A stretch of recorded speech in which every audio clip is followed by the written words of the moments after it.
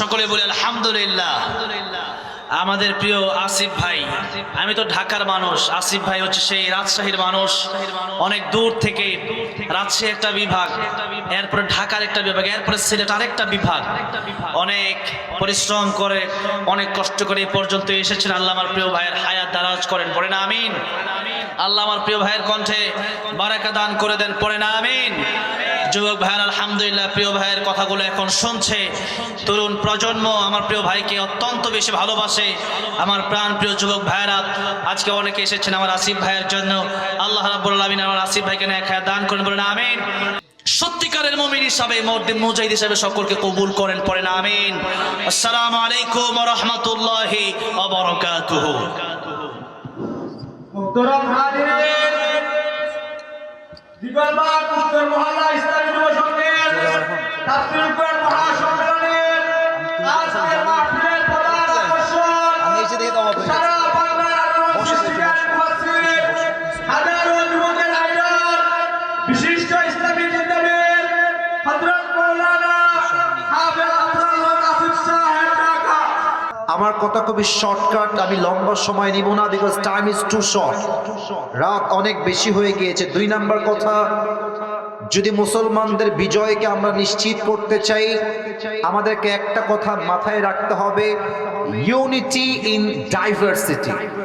বৈচিত্র্যের মাঝে আমাদেরকে ঐক্য খুঁজে বের করতে হবে। যেমন সিলেটে যে মসজিদগুলো আছে, যখন নামাজ পড়তে যাবেন দেখবেন যে আল্লাহু আকবার, কেউ হাত বেঁধেছে নাভির নিচে, কেউ হাত বেঁধেছে একদম বুকের উপরে, কারো হাত বাঁধা নাভির নিচে, আবার কেউ বেঁধেছে বুকের উপরে, আবার কেউ ইমামের পেছনে সূরা ফাতিহা পড়ছে, আবার কেউ পড়ছে না। রমজান মাস আসলে কেউ পড়ছে 20 রাকাত, কেউ পড়ছে 8 রাকাত। এই মতনৈক্য, এই ইখতিলাফ, আমলের ভিন্নতা কিয়ামত পর্যন্ত থাকবে। এটাই ইসলামের সৌন্দর্য। তবে আমাকে মাথায় রাখতে হবে, আমার প্রথম পরিচয় আহলে হাদিস নয়, আমার প্রথম পরিচয় কওমি নয়, আমার প্রথম পরিচয় আলিয়া নয়, আমার প্রথম পরিচয় জামাত ইসলাম নয়, আমার প্রথম পরিচয় চরমনায় নয়, আমার প্রথম পরিচয় আওয়ামী লীগ নয়, আমার প্রথম পরিচয় বিএনপি নয়, আমার প্রথম পরিচয় আমি মুসলমান ঘরের সন্তান, সিলেটের ভাইরা, ঠিক কিনা বলেন? এটাকে মাথায় রেখে সামনে আগাতে হবে। যদি আপনারা মুসলমানদের নাম দিয়ে ঐক্যতা করতে পারেন, দলের নাম দিয়ে নয়, তবে আমার বিশ্বাস গোটা বিশ্বে ইসলামের পতাকা পথ করে উঠবে ইনশাআল্লাহ। আল্লাহ যেন ঐক্যতার দোয়ার খোলার তৌফিক দান করে, পড়েন সবাই আমিন। ঠিক আছে, জুবাইর দেখা হবে ইনশাআল্লাহ। আল্লাহ জুবাইরকে কবুল এবং মঞ্জুর করুক, পড়েন সবাই আমিন। আপনাদের বউ আছে, কার কার একটু হাত তুলে দেখি, বউ আছে? নাউজুবিল্লাহ। কিরে বাবা, কারো হাত নাই দেখি? আচ্ছা, হাত নামান, হাত নামান। এবার যাদের বউ নাই তারা একটু হাত তুলেন দেখি। ইন্না লিল্লাহ। আপনাদের কারো বউ নাই? আহা, আল্লাহ সবাইকে দিনদার নেককার বউ দিয়ে দিক, পড়েন সবাই আমিন। আসলে ঈদ তো গেল যুবক ভাইয়েরা, বাট যাদের ঈদে বউ ছিল না, ঈদের আনন্দই তাদের ছিল না, তাই না? তো যারা আব্বা জানরা এসেছেন, আপনাদের সবাইকে আবদার রাখবো, যুবকদের চরিত্র রক্ষা করবার জন্য যত দ্রুত বিয়ে দেওয়া যায় তত দ্রুত বিয়ে দেওয়া লাগবে যুবক ভাইরা, ঠিক কি না? আল্লাহ যুবকদেরকে দিনদার নেককার বউ দিয়ে দিক, পড়েন সবাই আমিন। আমরা 3টা তাকবীর দিব, তাকবীর দিয়ে মূল আলোচনায় ফিরে যাব। প্রথম তাকবীর দিবেন আমার প্রিয়, যদিও বিবাহিতরা খুবই কম আজকে, বুঝতেছি আমি। প্রথম তাকবীর দিবেন বিবাহিত ভাইরা, দ্বিতীয় তাকবীর দিবেন সিঙ্গেল ভাইরা, আর 3 নাম্বার তাকবীর দিব আমরা সবাই মিলে। বিবাহিত ভাইরাটা কাশি দেন, দেখা যাক কে কত নাম্বার বেশি পায়। বিবাহিত ভাইরা তাকবীর দিবেন, সিঙ্গেল ভাইরা চুপ থাকবেন। বিবাহিত ভাইরা লিল্লাহি তাকবীর। খারাপ না, মোটামুটি ভালো হয়েছে। আপনার নাম্বার পেয়েছেন 65, এটা ম্যারিডদের নাম্বার 65। এবার আমার সিঙ্গেল ভাইদের পালা। সিঙ্গেল ভাইরা কাশি দেওয়া। এবার জাস্ট সিঙ্গেল ভাইরা তাকবীর দিবেন, বিবাহিত ভাইরা চুপ থাকবেন। সিঙ্গেল ভাইদের পালা। নারায়ে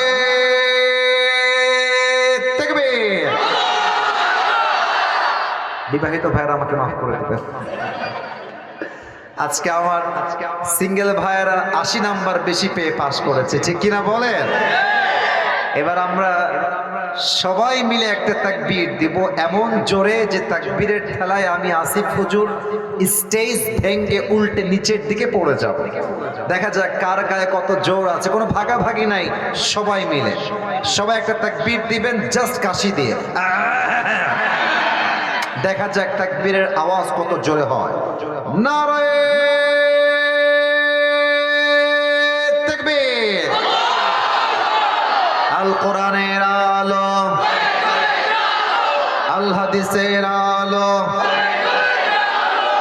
কোরআন হাদিস যেখানে, আলেম ওলামা যেখানে, সিলেটবাসী যেখানে। আপনাদের স্লোগান প্রমাণ করে দিয়েছে সিলেটের মানুষ কেউ কাপুরুষের বাচ্চা নয়, সব বীর পুরুষের বাচ্চাগুলো আমার সামনে বসে আছে। এবং আমার মনে হয় যে আওয়াজ আমি পেয়েছি এই আওয়াজগুলো কোনো বিড়ালের বাচ্চার নয়, সব সিংহের বাচ্চাগুলো আওয়াজ দিয়ে তাকবীর দিয়েছে। আল্লাহ সিলেটের মানুষগুলোকে কবুল এবং মঞ্জুর করে নিক, পড়েন সবাই আমিন। আমার প্রিয় ভাই, রাত খুবই গভীর হয়ে গিয়েছে, মূল আলোচনায় ফিরে যাই। কিছু প্রশ্ন করছি, উত্তর দিবেন।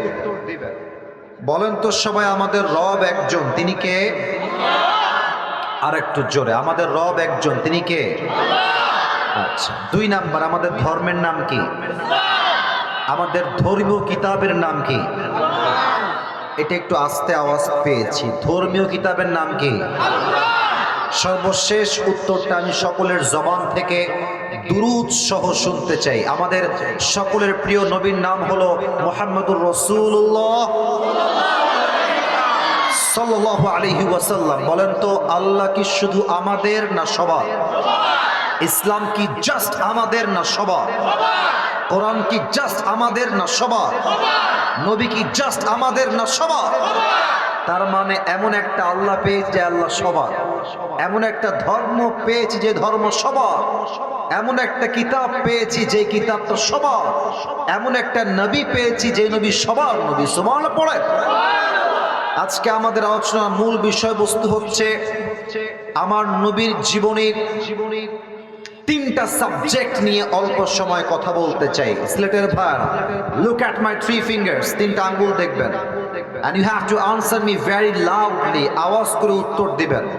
নবীর জীবনের কয়টা বিষয় আজকে কথা হবে? আর একটু জোরে শুনতে চাই, কয়টা? 3টা। Number 1, how was the prophet to look like? আমার নবীজি দেখতে কেমন ছিলেন? 1 নাম্বার। 2 নাম্বার, আমার নবীর সম্মান ইসলামে কত বেশি আমরা জানি? 3 নাম্বার, আমার নবীর আদর্শ কত সুন্দর ছিল, সে আদর্শ কেমন ছিল? লাস্ট এন্ড ফাইনাল নবীর আদর্শ নিয়ে আমরা কথা বলবো, বলেন ইনশাআল্লাহ। তবে এবার সবার মুখ থেকে শুনতে চাই। আমি বলবো, at the same time you have to repeat after me. আমি বলবো and then আপনি বলবেন। 1 নাম্বার, আমার নবীর চেহারা। সিলেটের ভাইরা, 1 নাম্বার আমার নবীর। বামের ভাইরা একটু মরা আপনার, I'm sorry আস্তে না, জোরে কথা বলেন। 1 নাম্বার আমার নবীর চেহারা, 1 নাম্বার আমার নবীর। 2 নাম্বার আমার নবীর সম্মান, 2 নাম্বার। 3 নাম্বার আমার নবীর আদর্শ, 3 নাম্বার আদর্শ। এই হচ্ছে আমার আলোচনার মূল 3টা ভূমিকা। এটাই হচ্ছে আজকের সেন্ট্রাল থিম বা সাবজেক্ট ম্যাটার, মূল আলোচ্য বিষয়। আসুন আমরা কোরআন থেকে শুরু করছি। ফার্স্ট অফ অল, আমার নবীর চেহারা কেমন ছিল, শারীরিক গঠন কেমন ছিল? আল্লাহর হাবিব বলতেন যে আমার ডান হাতের ভেতরে আল্লাহ তাআলা, যে সোনামণি 2 জন কই যায়? হ্যাঁ, বসো বসো, ওখানে বসো। ধরো ধরো ধরো ধরো। নতুন নতুন তাই না? খবরদার, না না না, কেউ যদি আমার ওয়াজ শেষ হওয়ার আগে উঠে যায়, লুঙ্গি টান দিয়ে ধরে বসায় দেওয়া লাগবে। সিলেটের ভাইরা, ওয়াজ শুনতে আসছেন নিজের ইচ্ছায়, বাট দোয়া না করে বাসায় ফিরে যাওয়া যাবে না। খবরদার, সিলেটে আজকে এই প্রথম এত দেরি করে উঠেছি। সিলেটের মাহফিলে আমার ওয়াজ শেষ হয় 11টার সময়, সর্বোচ্চ 12টা। আপনারা আমাকে দেরি করে এনেছেন, আমি দেরি করে আসছি। আপনারা আমার ওয়াজ শুনবেন, আমি ওয়াজ করব, শেষ না হওয়া পর্যন্ত কেউ মাঠ ছাড়তে পারবে না, ঠিক কিনা বলে? নবীজি দেখতে কেমন ছিলেন? এক, নবীর ডান হাতে আল্লাহ তাআলা এত শক্তি দিয়েছিলেন যে নবীর ডান হাতে 40 জন জান্নাতি পুরুষের শক্তি বসবাস করতো। সুবহানাল্লাহ পড়বেন না? আল্লাহর হাবিব বলতেন, মক্কার সবচেয়ে বড় কুস্তিগির রুকানাকে ধরে আমি ডান হাত দিয়ে ধরে একটা আছাড় মেরেছিলাম। আল্লাহ আমার এই ডান হাতের ভেতরে 40 জন জান্নাতি পুরুষের শক্তি ঢুকাই দিয়েছে। সুবহানাল্লাহ। আমার নবীর হাতের তালু কেমন ছিল? সফটার দ্যান সিল্ক, রেশমের চাইতে বেশি মোলায়েম ছিল। যখন নবীর সঙ্গে কেউ হাত মিলাতো, হাতের তালু এতটা মোলায়েম ছিল, ওই সাহাবী হাত মিলাবার পরে হাতটা আর ছাড়তে চাইতো না। এবং নবীর স্বভাব ছিল, যখন কেউ হাত মিলাইতে আসতো, যতক্ষণ পর্যন্ত সেই ব্যক্তি তার হাত নিজে হটিয়ে না নিত, নবী তার হাত নিজে হটাই নিতেন না। সুবহানাল্লাহ পড়বেন না আপনারা? সফটার দ্যান সিল্ক, নবীর হাতের তালু ছিল রেশমের চাইতে বেশি মোলায়েম। এই মাইক ম্যান, সাউন্ডটা বেশি ইকো দিচ্ছে, এটা কমায় দাও। আগে যা ছিল দ্যাট ওয়াজ পারফেক্ট সাউন্ড, আগেরটাই ঠিক ছিল, একদম শুরুতে যেটা ছিল ওটা পারফেক্ট ছিল। এবার আসুন আমার নবীর হাইট কেমন ছিল আমরা জেনে নেই। কানা রাবাআতাম মিনাল কওম লাইসা বিতাওয়িল ওয়ালা বিলকাসির, the prophet was medium of height, neither tall nor short। আমার নবী খুব লম্বাও ছিলেন না, আবার বাটুও ছিলেন না। আমার নবী ছিলেন একজন মাঝারি গড়নের যুবক। বেশি লম্বা হইলে তাল গাছ মনে হয়, আর বেশি গুটু হইলে মেয়েরা বিয়ে করতে চায় না। কথা ভুল বললাম না ঠিক বললাম বলেন? আমার নবী খুব লম্বাও না, খুব বাটুও না, নবী ছিলেন একজন মাঝারি গড়নের যুবক। এবার আসুন 3 নাম্বার জানি আমার নবীর গায়ের স্কিন কালার কেমন ছিল।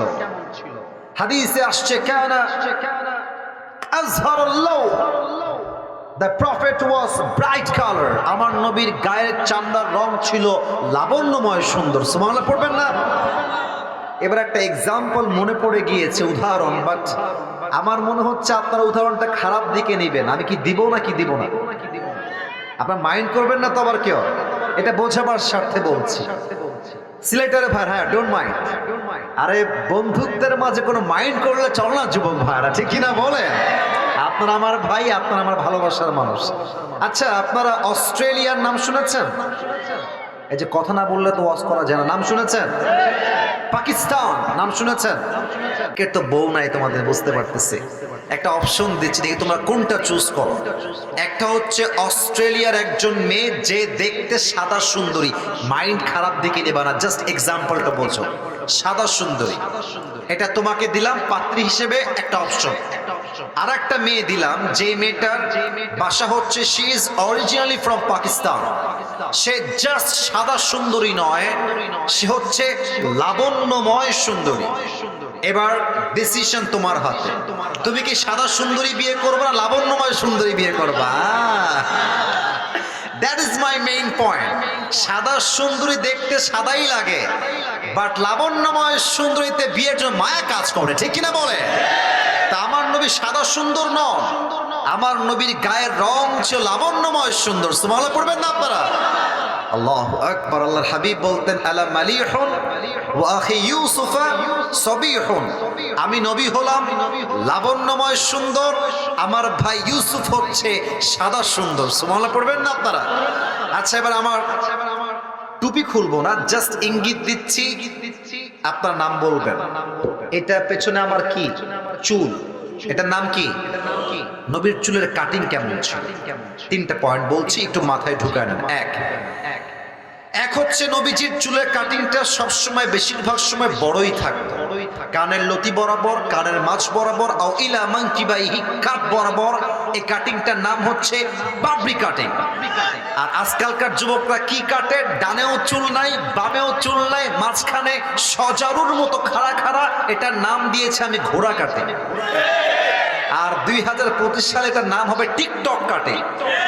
আর আমি কি বলবো, দুঃখের কথা সিলেটের ভাইরা, আজকালকার মেয়েদের দিনদার চরিত্রবান ছেলে পছন্দ হয় না, বেশিরভাগ মেয়েদের টিকটকার আর গাঞ্জাখোর বেশি পছন্দ হয় সিলেটের। আমি বুঝি না মেয়েদের রুচি এত খারাপ কেন। আর যেই মেয়েরা গাঞ্জাখোর পছন্দ করে এরা বাসও খায় সেই লেভেলের বাস। কারণ গাঞ্জাখোর যুবক তো নিজের জীবনের মূল্য নিজেই বোঝে না, তার বইয়ের মূল্য বুঝবে কেমন করে সিলেটের ভাইরা, ঠিক কিনা বলে?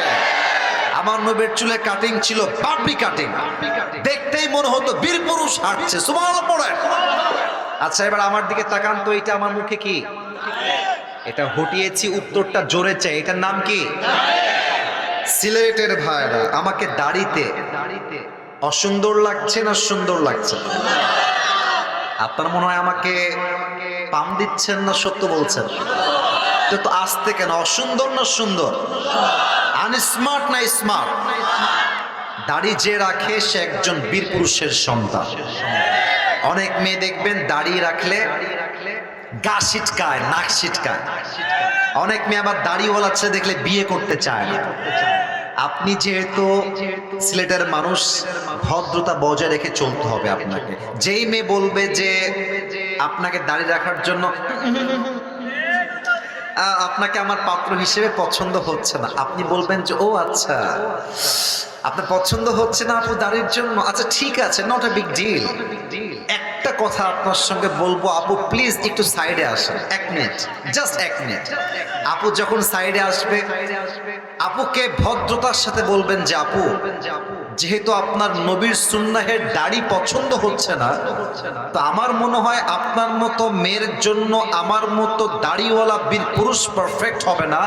আপনার মতো মেয়ের জন্য সবচেয়ে perfect, better and best option হচ্ছে বিটিএস এর হিজরা ছাড়া সেকেন্ড কোন অপশন আমার কাছে আর নাই। যেই মেয়ে আমাকে দাড়ির জন্য বিয়ে করতে চায় না, সে আমার বাড়ির বউ হওয়ার যোগ্যতাই তো রাখে না। যুবক ভাইরা, ঠিক কিনা বলো? এবার বলেন তো, আমার নবীর মুখে লম্বা লম্বা চাপ দাড়ি ছিল কি ছিল না? আমার নবীর মতো সুন্দর এই তল্লাটে সেকেন্ড দ্বিতীয় আর কেউ কি হতে পারে? চাঁদের চেয়ে সুন্দর তুমি, নবী আমার কামলিওয়ালা, দো জাহানের বাদশাহ তুমি, প্যারা নবী। আসসালামু আলাইকুম, চলে আসছেন, বসেন। আচ্ছা তাহলে আমার খুব লম্বা করা যাবে না, আমি খুব শর্টকাটেই শেষ করার ট্রাই করবো, ঠিক আছে ইনশাআল্লাহ? আচ্ছা এখন বাজে হচ্ছে 12টা 15, আমি আসছি 11টা 35-এ। তাশরিফ 2-1 মিনিট সময় নিয়ে ফেলেছে। আর আসলে ভাই মাফ চাচ্ছি, এরকম আলেমকে বসায় রেখে কথা বলাটা কোনোভাবেই সাজা না, এটা কোনোভাবেই পারফেক্ট নয়। তবে আপনাদের কমিটির যারা আছেন, this is my request and I am being very humble, আমি বিনয়ের সঙ্গে বলছি, আমাকে বসাবেন 10টার সময়, হুজুর বসবে 11টার সময়, অ্যাটলিস্ট 12টার মধ্যে মাহফিল ডাউন। আপনি রাত 1টা পর্যন্ত মাহফিল করবেন, 2টা পর্যন্ত মাহফিল করবেন, মানুষগুলো রাত জাগবে, একটা লোক তাহাজ্জুদও পড়বে না, ফজরটাও পড়বে না, ঠিক কিনা বলেন? এই রাত জাগা মাহফিলটা আপনি কি করবেন? আমার সহকারী আব্দুল আলিম ইশারের পর থেকে বলছে, ভাই হুজুরকে 10টায় দেন, সর্বোচ্চ 10টা 30-এ দেন, যাতে করে হুজুর ওয়াজ করতে পারে, রাত বেশি না হয়। তবু আপনার টাইম ম্যানেজমেন্ট করতে পারেন নাই। যাই হোক, আমি জাস্ট আমার 3টা পয়েন্টকে in a very shortcut way বলে শেষ করার ট্রাই করছি। তাকবীর দেন সবাই, লিল্লাহি তাকবীর। তো আমরা বলছিলাম নবীর দাড়ি ছিল লম্বা চাপ দাড়ি। আল্লাহ আমাদের সবাইকে দাড়ি রাখার তৌফিক দান করুক, পড়েন সবাই আমিন। 1 নাম্বার শেষ, যদিও শেষ না, বাট শেষ করলাম টাইমকে সামনে রেখে। 2 নাম্বার, আমার নবীর সম্মান কত বেশি, কয়েকটা আয়াত উল্লেখ করতে চাই নবীর সম্মান বোঝাবার জন্য। ফার্স্ট অফ অল, আমি যদি আপনাদের সবাইকে জিজ্ঞেস করি যে ভাই আপনার জীবনের সবচেয়ে বড় নিয়ামত কি, আপনি কি বলবেন? অনেকে বলবে আমার মা, অনেকে বলবে বাবা, অনেকে বলবে ভাই, অনেকে বলবে আমার 2 চোখ। কারণ এই 2 চোখ দিয়ে I can see everything in this world. এই চোখের যা আমি দেখি, এই পুরো দুনিয়ার সব নিয়ামত দেখি আমি। এই চোখটা আমার জীবনের সবচেয়ে বড় নিয়ামত। অনেকে বলবে আমার 2 হাত আমার জীবনের সবচেয়ে বড় নিয়ামত। এই 2 হাত দিয়ে কামাই করি, সংসার চলে, আমার ফ্যামিলি চলে, এর চেয়ে বড় নিয়ামত আমার কাছে আর কিছু নাই। কেউ বলবে বাবা, কেউ বলবে মা, কেউ বলবে চোখ, কেউ বলবে হাত, কেউ বলবে বউ, কেউ বলবে বাচ্চা, কেউ বলবে বাড়ি, কেউ বলবে গাড়ি, কেউ বলবে আমার সম্পত্তি। বাট আল্লাহ কি বলছে বোঝার ট্রাই করবেন। 4 নম্বর পারা 10 নম্বর পৃষ্ঠা সূরা আলে ইমরানের 164 নম্বর আয়াত। আল্লাহ রাব্বুল আলামিন বলছেন, লাকাদ মান্নাল্লাহু আলাল মুমিনিনা ইয বাআথা ফীহিম রাসূলা। ও আমার বান্দা, তোমার জীবনের সবচেয়ে বড় নিয়ামত তোমার মা নয়, তোমার বাবা নয়, তোমার সম্পত্তি নয়, তোমার চোখ নয়, তোমার হাত নয়। ও আল্লাহ, আমার জীবনের সবচেয়ে বড় নিয়ামত কি তুমিই বলে দাও। আল্লাহ বলছেন, লাকাদ মান্নাল্লাহু আলাল মুমিনিনা ইয বাআথা ফীহিম রাসূলা। ও আমার বান্দা, তোমার জীবনের সবচেয়ে বড় নিয়ামত হচ্ছে আমি আল্লাহ তাআলা তোমাকে জীবনের সবচেয়ে বড় নিয়ামত দিয়েছি। তোমাকে আমি আল্লাহ সর্বশেষ নবীর উম্মত হিসেবে কবুল করেছি। সুবহানাল্লাহ পড়বেন না আপনারা সবাই? I have made you the follower of last messenger Muhammad sallallahu alayhi wa sallam, and that is the big mercy blessing in your life. আমাদের জীবনের সবচেয়ে বড় নিয়ামত হচ্ছে আমরা শেষ নবীর উম্মত। সুবহানাল্লাহ পড়বেন না আপনারা সবাই? 2 নাম্বার বোঝার ট্রাই করবেন। আপনারা তো সবাই আল্লামা সাইদি হুজুরের নাম শুনলেন। আসলে ভাই কিছু কথা না বলে পারছি না। আমাদের এই অঙ্গনে তাফসীর কেমন করে করতে হয়, ওয়াজ কেমন করে করতে হয়, আমরা সাইদি হুজুর থেকে সবচেয়ে বেশি শিক্ষা গ্রহণ করেছি, ঠিক কিনা বলুন আপনারা? ওনার জাস্ট একটা ক্লিপ আমি সেই দিন শুনছিলাম ইউটিউবে, 15 বছর আগের ওয়াজ। টাইম থাকলে অনেক কথাই বলতাম, but time is too short, just সারসংক্ষেপ বলার ট্রাই করছি। সেই ওয়াজ হচ্ছে 15 বছর আগের ওয়াজ।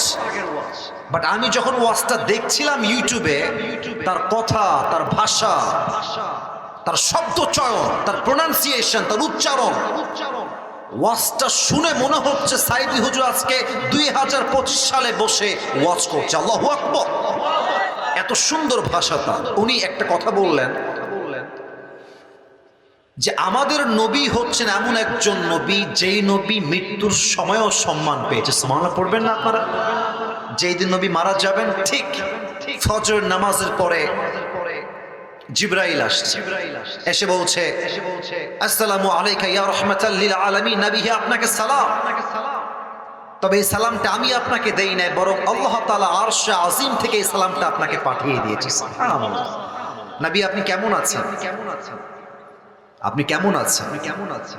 তো নবী এত গায়ের জ্বর যে নবীর গায়ের চামড়াগুলো লাল হয়ে গিয়েছে।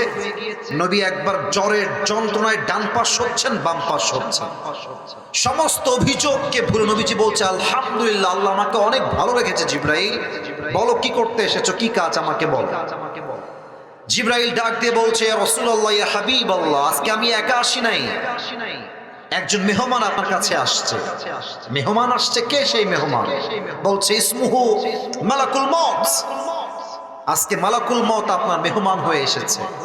আমি কি নিয়ে আসবো না কি নিয়ে আসবো না? বলছে নিয়ে আসো, নিয়ে আসো, খুবই দ্রুত নিয়ে আসো। মালাকুল মউত আসছে, এই সেই নবীজির ডান পাশে দাঁড়িয়েছে এবং দাঁড়িয়ে প্রথমেই নবীর শানে সালাম পেশ করেছে আর ডাক দিয়ে বলছে, ইয়া রাসূলুল্লাহ, ইয়া হাবিবাল্লাহ। আদম আলাইহিস সালাম থেকে শুরু করে নিয়ে ঈসা আলাইহিস সালাম পর্যন্ত যত নবী এসেছে, প্রত্যেকটা নবীর রূহ আমি মালাকুল মউত কবজ করেছি। প্রত্যেকটা আল্লাহওয়ালা, প্রত্যেকটা সাহাবী, সবার রূহ আমি মালাকুল মউত কবজ করেছি। বাট আপনি আমার পুরো জীবনে একজন প্রথম মানুষ যার কাছে আমি মালাকুল মউত এসে প্রথমে সালাম পেশ করেছি। সুবহানাল্লাহ পড়বেন না? আচ্ছা তাই নাকি? মাশাআল্লাহ। বলো তোমার কি কাজে তুমি এসেছো? তো মালাকুল মউত বলছে, ইয়া রাসূলুল্লাহ, আমি তো নিজে আসি নাই, আমাকে পাঠিয়েছে একজন। বলেন সবাই, তিনি কে? না, এই আওয়াজটা সিলেক্ট হইতে পারে না, একটু জোরে বলেন সবাই, তিনি কে? আল্লাহ আমাকে পাঠিয়েছেন নবী। তবে আল্লাহ আমাকে বলেছেন যে মালাকুল মউত, খবর দাও, খবর দাও, হাদা হাবিবি, এটা আমার হাবিব। কোনো বেয়াদবি করবা না, সোজা দাঁড়াবা, সালাম দিবা আর বলবা, হে আল্লাহর হাবিব, আপনি কি যেতে চান নাকি থাকতে চান? Please try to take this point and listen to me with full concentration. আমার কথা খুবই সংক্ষেপ, আমি জাস্ট আমার পয়েন্টটা হাইলাইট করা ট্রাই করছি। What's the status of last messenger Muhammad sallallahu alayhi wa sallam? হে আল্লাহর হাবিব, আল্লাহ আমাকে বলেছেন, হে মালাকুল মউত, আমার হাবিবকে আগে জিজ্ঞেস করবা যে আপনি কি যেতে চান না থাকতে চান। যদি থাকতে চান আপনাকে রেখে যাব, আর যদি আপনি যেতে চান তবে আপনাকে নিয়ে যাব। সুবহানাল্লাহ পড়বেন না আপনারা? আমি আমার চশমাটা খুলছি, জাস্ট আমার দুই চোখ আপনারা দেখবেন। মনে করেন এখানে দাঁড়িয়েছে জিবরাইল, এখানে মালাকুল মউত। তো নবীজি কথা শুনছেন যে আমাকে নেওয়ার জন্য এসেছে। এই কথা শুনে নবী জাস্ট চোখটাকে ঘুরিয়ে জিবরাইল দিকে নিয়ে আসছে। ও জিবরাইল, কি করবো বলো, তোমার কি মতামত আমাকে বলো। জিবরাইলের মাথাটা নিচু হয়ে গিয়েছে, আর জিবরাইল ডাক দিয়ে বলছে, ইয়া রাসূলুল্লাহ, ইয়া হাবিবাল্লাহ, যদি আপনি আমার থেকে পরামর্শ চান আমি বলবো আল্লাহ রাব্বুল আলামিন আপনাকে দেখার জন্য আরশে আজিমে অপেক্ষায় বসে রয়েছে। সুবহানাল্লাহ। আপনি গেলেই তো ভালো হয়, গেলেই ভালো হয়। মাওলানা তারিক Jamil, one of the most famous scholar from Pakistan, আমার সবচেয়ে প্রিয় মানুষ তিনি। উনি একটা কথা সেদিন বললেন যে जिस नबी के पास मौत भी इजाजत मांगता है कि मैं आऊं या ना आऊं, मौत भी इजाजत मांगती है कि मैं आऊं या ना आऊं, मैं उस नबी से मोहब्बत ना करूं तो मैं किससे मोहब्बत करूं। উনি বললেন, যেই নবীর কাছে মৃত্যুটা অনুমতি চায়, মে আই কামিং, আমি কি আসতে পারি, আরে সেই নবীকে ভালো না বাসলে মেসি আর নেইমারকে আমি কেমন করে ভালোবাসবো, ঠিক কিনা বলে? এমন এক নবী পেয়েছি যে নবীর সম্মান এত বেশি যে মৃত্যু পারমিশন চায়, আমি আসবো নাকি আসবো না। এই হচ্ছে নবীর সম্মান। অনেক কথা বলতাম, time is too short. 3 number কথা বলে শেষ করে দিচ্ছি। 3, প্রিয় ভাইরা, আপনারা আমার কথায় রাগ করবেন না, কারণ আমি বিশ্বাস করেন এখন 1 মিনিট কথা বলাটাও নিজের জন্য অপছন্দ মনে করছি, বিকজ আমার হুজুর ডানে বসে আছে। আমারও মাহফিল যখন আমরা যাই, কোথাও আমরা চাই না যে বসে বসে আমরা আলোচনা শুনি, আমরা চাই বক্তব্য দিব and then we will take rest, এটা নিয়ম। কিন্তু হুজুর এসেছে আসলে রাগ করে, কারণ রাত হচ্ছে গভীর, এত রাত গভীর হওয়া ঠিক না। 3 নাম্বার পয়েন্টটা বলে আমি উঠে যাব। 3 নাম্বার হচ্ছে নবীর আদর্শ। নবীর আদর্শ, একটা হাদিস বল বাবা হিসেবে নবীর আদর্শ কেমন ছিল, 2 নাম্বার হাদিস বলবো নবীর নানা হিসেবে আদর্শ কেমন ছিল। এই বলে শেষ করে দেব ইনশাআল্লাহ। বলেন তো প্রিয় ভাই, নবীজির একমাত্র কলেজের টুকরা মেয়ের নাম কি ছিল? এই যে আপনারা মরে গেছেন, নাম কি ছিল? ফাতেমা। ফাতেমার স্বামীর নাম কি ছিল? আলী রাদিয়াল্লাহু তাআলা আনহু। ফাতেমার বিয়ের বয়স যখন হয়ে গেল, এই যুবক ভাইরা কানটা খাড়া করো, একদম কান খাড়া করবেন। স্পষ্ট ভাষায় হাদিসটা বলছি, ভেরি শর্টকাট। বিয়ের বয়স যখন হলো, নবীজি বললেন, সাহাবা ইকরাম তোমাদের মাঝে কে কে আছো ফাতেমাকে বিয়ে করবা, প্রস্তাব নিয়ে আমার কাছে আসো। First of all Omar Farooq আসলেন, ইয়া রাসূলুল্লাহ, I want to marry your daughter, আমি আপনার মেয়েকে বিয়ে করতে চাই, আপনার অনুমতি দরকার, আপনি কি একমত না দ্বিমত? আমার মাথা দেখবেন সবাই। নবীজি জাস্ট মাথা নিচু করলেন, ইয়েসও বললেন না, নো বললেন না, জাস্ট চুপচাপ। ওমর ফারুক বুঝে গিয়েছে আমার বিয়ে কি প্রস্তাব ইয়েস নাকি নো। বলছে, বন্ধু আমি তো রিজেক্ট হয়ে গেছি, আমি তো নো। আরে নবী কি কিছুই বলে নাই? একটা কথাও বলে নাই। আলী বলছে, ও হ্যাঁ হ্যাঁ হ্যাঁ একটা কথা বলেছে, নবী জাস্ট বলেছে ইনশাআল্লাহ। তো আব্দুর রহমান বিন আউফ বলছে, আরে বন্ধু নবীর ইনশাআল্লাহ মানেই হচ্ছে বিয়ে অর্ধেক ডান হয়ে গিয়েছে। সুবহানাল্লাহ বলে। কিন্তু আদর্শ কোথায় এবার বোঝেন। নবী বাবা হিসেবে চাইলে সরাসরি ইয়েস বলতে পারতেন, কিন্তু বলেন নাই, কারণ একটাই, কারণ নবীজি মেয়ের কাছে পারমিশন চাবেন। ফাতেমা তুমি কি রাজি আছো বিয়েতে? ফাতেমা ইয়েস বলেন নাই, নো বলেন নাই, জাস্ট একটা মুচকি হাসি দিয়েছেন। আর বিয়ের ক্ষেত্রে মেয়ে যদি মুচকি হাসি দেয়, বুঝতে হবে ডাল মে কুছ কালা তো জরুর হ্যায় ওয়াহাঁ পে, ঠিক কি না? ফাতেমা যখনই মুচকি হাসি দিয়েছে আল্লাহর রাসূল বুঝে গিয়েছেন ফাতেমা বিয়েতে রাজি হয়ে গিয়েছে। এখান থেকে আমাদের শিক্ষা কোথায়? যখনই মেয়েকে বিয়ে দিবেন নিজের ইচ্ছা মতো বিয়ে দিলে চলবে না, বরং মেয়ের কাছে পারমিশন চাবেন যে আপনার মেয়ে ওই বিয়েতে রাজি আছে কিনা। ঠিক কিনা বলেন? আজকালকার বাবারা টাকা পাইলে আর সরকারি চাকরি দেখলে বুইরা টাকলার সঙ্গে মেয়ের বিয়ে দিয়ে দেয় যুবক ভাই। এবং আমার মনে হয় আজকালকার মেয়েরা যদি চরিত্রবান যুবককে বিয়ে করার জন্য পাগল হয় আর টাকার পাগল না হয়, এই বাংলার মাটিতে জেনার সংখ্যা কমবে, বিয়ের সংখ্যা বেড়ে যাবে। ঠিক কিনা বলেন? আল্লাহ প্রত্যেকটা বাবাকে তার মেয়েকে সঠিক পাত্রের সঙ্গে বিয়ে করার তৌফিক দান করুক, পড়েন সবাই আমিন। আমি আর বাড়াতে চাই না, আই এম সো সরি, হুজুরের কাছে মাফ চাই। আসলে আমি আসছি 12 ঘন্টার জার্নি করে, যদি আমি কিছু কথা না বলি মানুষও রাগ করবে। জাস্ট কথা বললাম, ভুল ত্রুটি মাফ চাই।